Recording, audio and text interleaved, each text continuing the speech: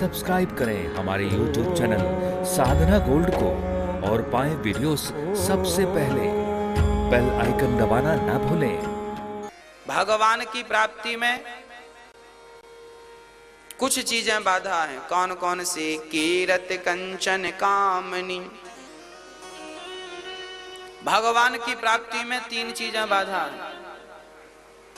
कीर्ति पहली बाधा है। कीर्ति, कीर्ति मतलब यश, नाम, प्रतिष्ठा। आप लोग किसके लिए भागते हैं? हमारा भी नाम हो जाए, हमारी भी प्रतिष्ठा हो जाए।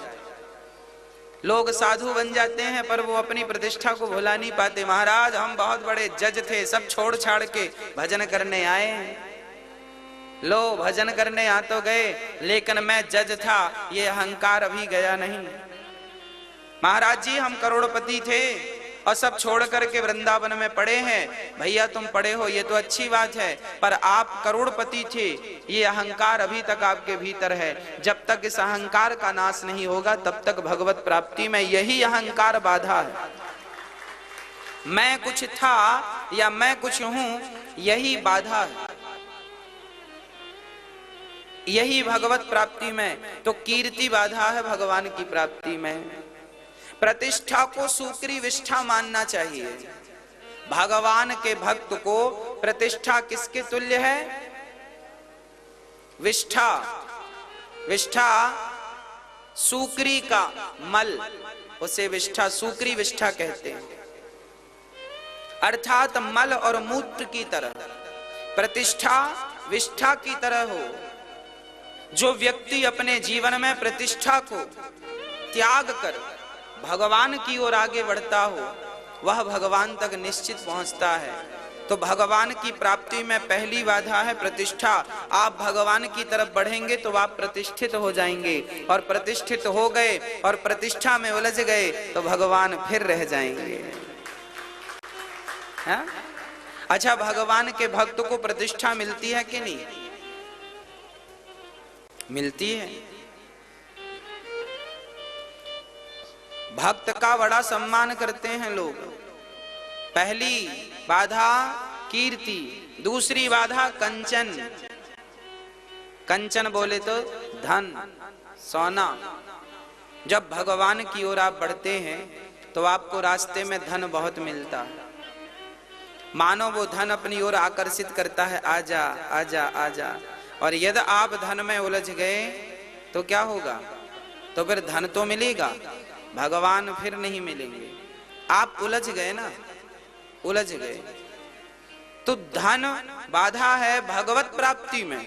देखो, जिसे धन पाना है उसके लिए धन बाधा नहीं है, वो तो धन पाकर ही खुश है। लेकिन जो भगवान को लक्ष्य मानकर बढ़ रहा है, ईश्वर पाना है, उसके लिए ये सब चीजें बाधा है ना।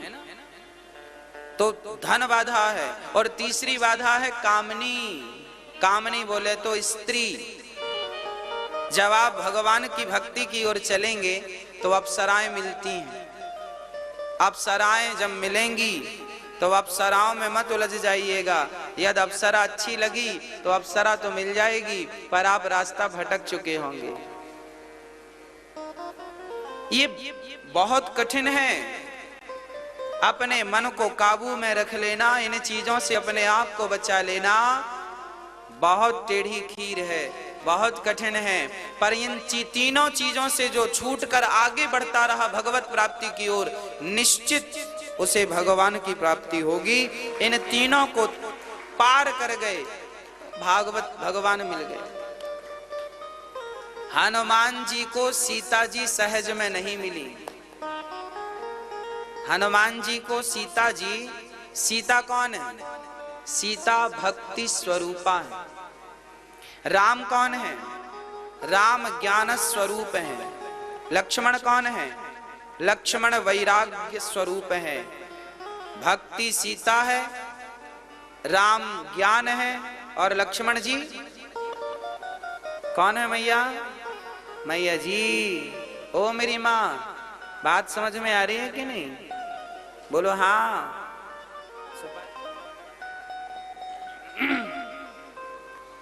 भक्ति कौन है?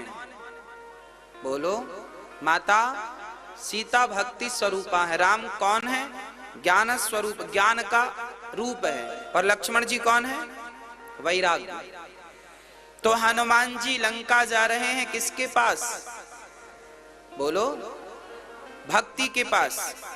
तो हनुमान जी जब लंका गए भक्ति के पास, तो क्या भक्ति तक पहुंचना सरल था? सरल था? नहीं। क्या कठिनाई थी?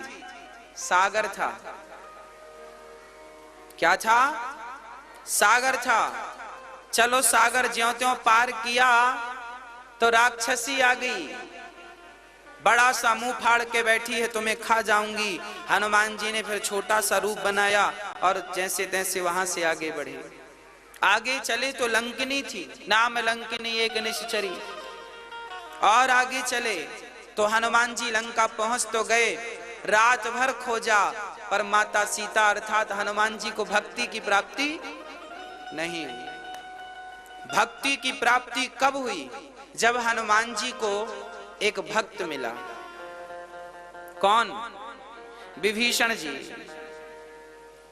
पूरी रात भटकते रहे हनुमान जी, मंदिर मंदिर प्रति कर शोधा, देखे जहां तहां अगणित जोधा, गयऊं दसानन मंदिर माही, अति विचित्र कहीं जात सुनाही, शयन किए देखा कपितेहि, मंदिर महु न देख वैदेही, भवन एक पुनि दीखे सुहावा, हरि मंदिर तहाँ भिन्न बनावा, रामायुध अंकित ग्रह, शोभा बरनि न जाय, नव तुलसी का वृंद तहाँ, देखे हरस कपिराय। हनुमान जी गए, मंदिर मंदिर प्रति कर शोधा, देखे जहां तहां अगणित जोधा। सारी लंका में हनुमान जी गए, पर कहीं माता सीता का दर्शन नहीं हुआ। फिर क्या हुआ? फिर हनुमान जी गए तो वहां एक विचित्र व्यक्ति और विचित्र घर नजर आया। लंका में कहीं हनुमान जी को राम नाम नजर नहीं आया, पर विभीषण की कुटिया पर राम नाम लिखा था, शंख चक्र का निशान था। हनुमान जी समझ गए, नव तुलसी का वृंद तहाँ, तुलसी भी लगी थी, रामायुध अंकित ग्रह, शोभा वरनि न जाय, नव तुलसी का वृंद तहाँ, देख हरस कपिराय। हनुमान जी समझ गए ये किसी भक्त का घर है और इन भक्त से मिलने में मेरी कोई हानि नहीं है। तुरंत हनुमान जी गए और राम नाम ते ही सुमिरन कीन्हा। अंदर से जैसी विभीषण सुबह के 4 बज रहे थे तो विभीषण जी के मुंह से राम नाम निकला। राम नाम ते ही सुमिरन कीन्हा, हृदय हरस कपि सज्जन। सवेरे उठे तो सबसे पहले राम नाम निकला मुंह से। जब मुंह से राम नाम निकला, हनुमान जी समझ गए ये कोई भक्त है और इस भक्त से दोस्ती करने में, मित्रता करने में कोई नुकसान नहीं है, कोई नुकसान नहीं है। अब हनुमान जी ने विभीषण से भेंट की और जब विभीषण से मिलना हुआ तब विभीषण जी ने कहा कि सीता माता अशोक वाटिका में है, वहां जाओ। भक्ति तब तक प्राप्त नहीं होगी जब तक कोई भक्त प्राप्त ना हो जाए। बिना भक्त के हनुमान जी को भी भक्ति तब तक नहीं मिली जब तक उनको भक्त नहीं मिला। पहले विभीषण जी मिले, फिर सीता जी मिली। अच्छा और सुनो, विभीषण जी को भक्ति तो मिल गई थी, पर भगवान नहीं मिले थे, और हनुमान जी को भगवान मिल गए थे पर भक्ति नहीं मिली। सही है? हनुमान जी किसके पास से आए हैं? राम जी के पास से, है ना? राम जी का ही तो संदेशा लाए हैं सीता माता के लिए। और विभीषण अब लंका में रहता है और सीता भी लंका में, तो विभीषण भी जाके दर्शन कर लेता था। मतलब विभीषण को भक्ति तो मिल गई, पर अभी तक विभीषण को एक बार भी राम नहीं मिले, विभीषण को राम तब तक नहीं मिले जब तक हनुमान जैसे संत का दर्शन नहीं हुआ। विभीषण के लिए हनुमान भक्त थे और हनुमान के लिए विभीषण भक्त थे। कहने का अर्थ ये है कि जब भक्त भक्त का दर्शन करता है, जब भक्त भक्त से मिलते हैं तो उन्हें भक्ति और भगवान दोनों की प्राप्ति हो जाती है। सो हो गई, दोनों मिल गए। और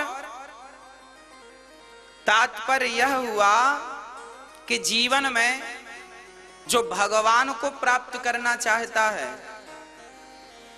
वो संसार के विषयों में उलझना नहीं चाहता। हनुमान जी लंका गए, सीता तक पहुंचे, कठिन था। कीरत कंचन कामनी, ये सब कठिन है। भगवान तक पहुंचना, भक्ति तक पहुंचना कठिन है। हनुमान जी के सामने समुद्र की कठिनाई थी और हमारे सामने भी कठिनाई है कि हम अपना यश छोड़ें, हम अपने धन का लोभ छोड़ें और हम स्त्रियों का संग छोड़ें, स्त्री संग छोड़ें। जब मन इन तीरों से हटेगा तो निश्चित भगवान की प्राप्ति होगी। ये तीन समुद्र हैं, ये तीन हनुमान जी के पास समुद्र था। समुद्र पार करो फिर सीता मिलेंगी। उसी प्रकार हमारे सामने भी चुनौती है, हमें भी ये तीन सागर समुद्र पार करने पड़ेंगे। आपने तीन समुद्र पार कर लिया तो आपको भगवत प्राप्ति हो जाएगी। अब कर सको तो कर लो।